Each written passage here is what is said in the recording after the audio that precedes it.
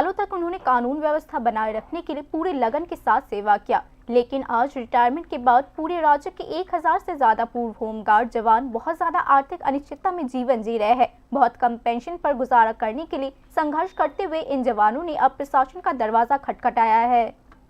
बुधवार को 100 से ज्यादा पूर्व जवानों ने एक बार राज्य में रिटायर्ड होमगार्ड्स की आर्थिक बदहाली को लेकर अपनी आवाज उठाई है। इस मकसद के लिए एकजुट होकर उन्होंने राज्य पुलिस के डीजी को एक ज्ञापन सौंपा और अपनी पेंशन बढ़ाने के लिए जोरदार मांग की। अभी राज्य के 1300 से ज्यादा रिटायर्ड होमगार्ड्स को हर महीने सिर्फ 2500 रुपए की पेंशन मिलती है। उनका आरोप है कि मौजूदा बाजार भाव को देखते हुए इस रकम से उनका जीवन चलाना नामुमकिन हो जाता है।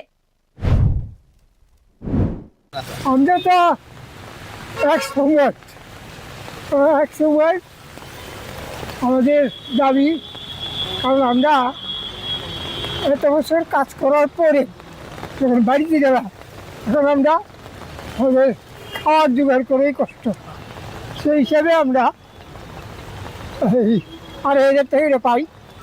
2500 টাকা কিছুই হয় না, এই ব্যাপারে আমরা দাবি নিয়ে বলছিলাম যে আমাদের প্রথম দাবি হলো আমাদের 10,000 টাকা হোক পেনশনটা, আর ফ্যামিলি পেনশনটা করা হোক, আর টাইম টু টাইম যাতে দিয়ে পেনশনটা বাড়ে সেই ব্যবস্থা করা হোক। এই তিনটে দাবি নিয়ে আমরা আজকে কি বলেছে। रोजमर्रा की जरूरत की चीजों की कीमतें बेकाबू होती जा रही है। ये बुजुर्ग जवानों का एक गंभीर संकट सामने ला रहा है, क्योंकि उन्हें इलाज, दवाई, खाने और घर के किराए जैसे खर्चों को पूरा करने के लिए बहुत मुश्किलों का सामना करना पड़ रहा है। रिटायर्ड जवानों ने एक मांग रखी है। उनकी मकसद यह है कि उनके पेंशन को बढ़ाकर कम से कम 10,000 रुपए किए जाए।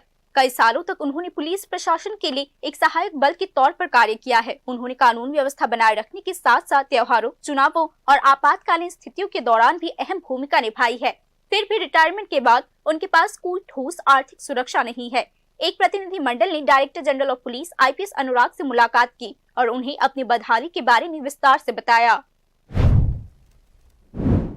বর্তমানে কত করে দেওয়া? 2500 টাকা পেনশন। আজ মূল পেনশনের দাবিতে এখানে আসেন? হ্যাঁ, পেনশন দাবি। কতজন রয়েছেন আপনারা? আমরা এখানে তো এখন বর্তমানে আছি 20 জন, অনেকে দূর দূরান্ত থেকে আইতে হবে, তারা না করে দিছি। সারা রাজ্যে এমনি কতজন আছেন? কতজন লোক আপনারা?